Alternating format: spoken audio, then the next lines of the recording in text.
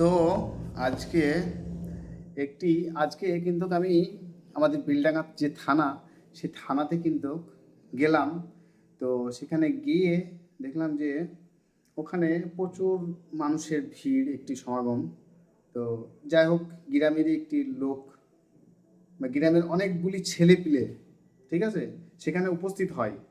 উপস্থিত হওয়ার ফলে আপনার ওই এখন যে বুঝতে পারছেন, মানে একজনের স্ত্রী আরেকজনের সঙ্গে প্রেম ভালোবাসা। তো প্রেম ভালোবাসার কারণে এনাদের কিন্তু যে ভালোবাসা, সে ভালোবাসা কিন্তু ফোন করেছে ভালোবাসাকে, যে হ্যাঁ তোমার সাথে আমি চলে যাবো, তোমাকে আমি বিয়ে করবো। তো যাই হোক, এরকম একটা লটরপটর হয়েছে। তো ব্যাপারটা হচ্ছে, এখানে 5টা লোক মিলে গিয়ে যে ঝামেলা করছে, সেই ঝামেলাটা কিন্তু মোটেও উচিত না। এবং ব্যাপারটা হচ্ছে যে, যদি কাউকে তার নিজের স্বামীকে যদি ভালো না লেগে থাকে, সেটা মানে সিস্টেম আছে, সিস্টেমের ভিতরেই করতে হবে। তো বিশেষ করে যেসব গ্যাং মানুষ আছে না, যে 5টা 7টা বন্ধু বান্ধব মিলে যে গ্যাংগুলি, সে গ্যাং মিলে কিন্তু আমার মনে হয় না যাওয়াটাই উচিত। এবং তার যদি ভালো না লাগে সেই মেয়েটার, তার রাইট আছে যে তার বাবা মা আছে, তার ভাই বোন সবাই মিলে কিন্তু ব্যাপারটাকে হ্যান্ডেল করবে। তো এখন আমি গিয়েছিলাম, মেন কথা হচ্ছে যে আমি বেলডাঙ্গা থানাতে গেলাম। তা ওখানে গিয়ে দেখলাম যে আমার একটু কাজ ছিল, অফিসিয়ালি একটু কাজ ছিল, সেই কাজটা আমি করতে গেলাম। তো ব্যাপারটা হচ্ছে, সেই কাজটা করতে গিয়ে দেখলাম যে আমাদের গ্রামের একটি ছেলে, যেনাকে কিন্তু ধরে নিয়ে এসছে। তো তিনি কিছু গন্ডগোল করেছে, বা পুলিশের সঙ্গে হোক বা মানুষের সঙ্গে হোক, গন্ডগোল করার ফলে তেনাকে ধরে নিয়ে এসছে। তো ভিতরে গিয়ে কিন্তু আমি দেখলাম যে তিনি মানে খোঁড়াইতে খোঁড়াইতে আসছিল। তো আমি জিজ্ঞেস করলাম যে কী হয়েছে। তা পুলিশওয়ালারা এবার বলছে যে এনাকে কে নিয়ে যাবে। তা তার সঙ্গে কিন্তু আমি যাইনি। তো আমাকে বলছে যে ওই তো ভাইপো আছে। তো ব্যাপারটা হচ্ছে, মানে দোষ করলে পুলিশ তো অবশ্যই সাজা দেবে, এবং আইনের বাইরে যাওয়া হবে না। কানুন বলে যে একটা জিনিস আছে, সেই জিনিসটাকে মানে ফলো করতে হবে। তো ব্যাপারটা হচ্ছে, মেয়েরা, বিশেষ করে মেয়েরা যে চলে আসছে একজন ভালোবাসার সঙ্গে, সেই ভালোবাসা ফের তোমার মতন আরেকজন কাউকে যদি দেখে দেখতে সুন্দর, অথবা তার প্রপার্টি আছে, টাকা পয়সা আছে, তিনাকে ভালোবাসবে না বা তিনার সঙ্গে আবার সম্পর্কে জড়াবে না, এটা কি কোনো গ্যারেন্টি আছে? তো মেয়েরা খুব সাবধান। কারণ বাপ মা যেটা সুন্দরভাবে বিয়ে শাদী দিচ্ছে যেখানে, সেটাকে নিয়ে সুখে থাকা উচিত আমি মনে করি। তো ব্যাপারটা হচ্ছে যে, নিজের স্বামী থাকতে পরপুরুষের সঙ্গে আবার একটা মানে ওই বিয়ের ব্যাপার, এটা তো মনে হয় না যে খুব একটা মানুষ সুখে থাকে বা ভালো থাকে। তো এরকম কাজ না করাটাই উচিত আমি মনে করি। এবং মেয়েরা সবচেয়ে বোকা।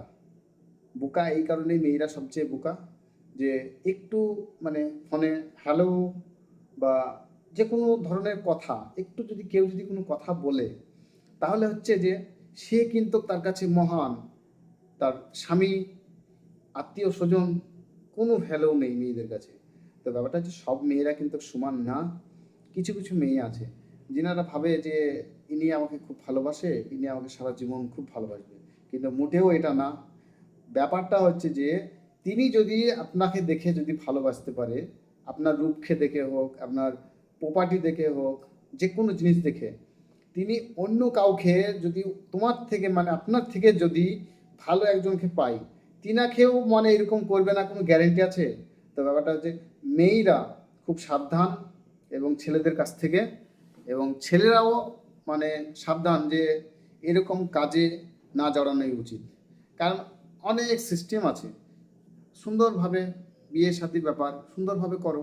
একজনের স্ত্রীকে আরেকজন নিয়ে চলে আসছে, আরেকজনের স্ত্রীকে আরেকজন নিয়ে চলে আসছে, এটা কিন্তু মোটেও ঠিক না। এবং এটা মানে মানুষের মতন কাজ হয়তো হতে পারে না। এবং ছেলে মেয়ে উভয় পক্ষে বলছি।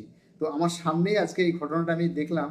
তো ঘটনাটা একদম মানে যেটা ঘটেছে, ছেলে মেয়ে, মেয়ে কিন্তু তার স্বামীকে ছেড়ে চলে এসেছে ভালোবাসার সঙ্গে। আর ভালোবাসা কিন্তু তেনাকে নেওয়ার জন্য প্রস্তুত, কারণ সে তো ভালোবাসে। যাই হোক, তেনারা প্রস্তুত।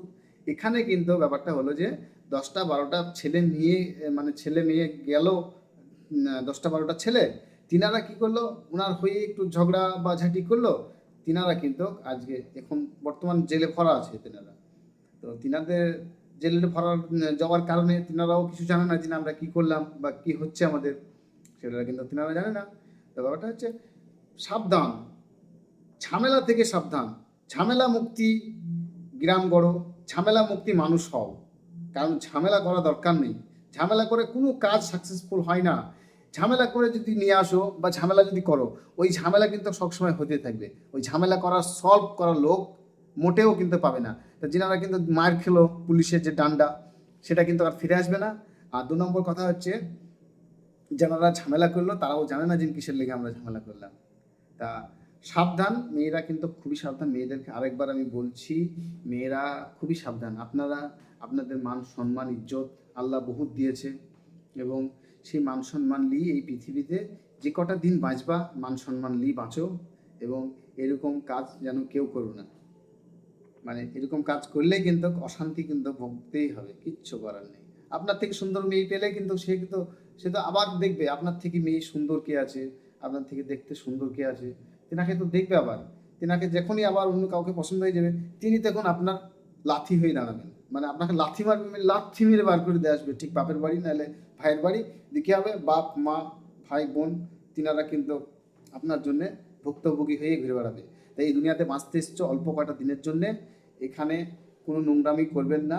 মেয়েদের সম্মান সবচেয়ে বেশি, আমি মনে করি মেয়েদের সম্মান প্রচণ্ড বেশি আল্লাহ দিয়েছে এবং আল্লাহ রসুল দিয়েছে, প্রচুর সম্মান। তা যে কটা দিন বাঁচবে এবং মান সম্মানের সঙ্গে বাপ মায়ের, কমসে কম বাপ মায়ের মুখ পান তাকিয়ে সুন্দরভাবে এই দুনিয়াতে যে কদিন বেঁচে থাকবে, সুন্দরভাবে বেঁচে থেকে আমরা ঠিক আল্লাহর কাছে চলে যাব। আল্লাহ ইজ ওয়াচিং মি, আল্লাহ আমাদেরকে দেখছেন। তো সবাই ভালো থাকো, সুস্থ থাকো, দেখা হবে অন্য কোনো ভিডিওতে।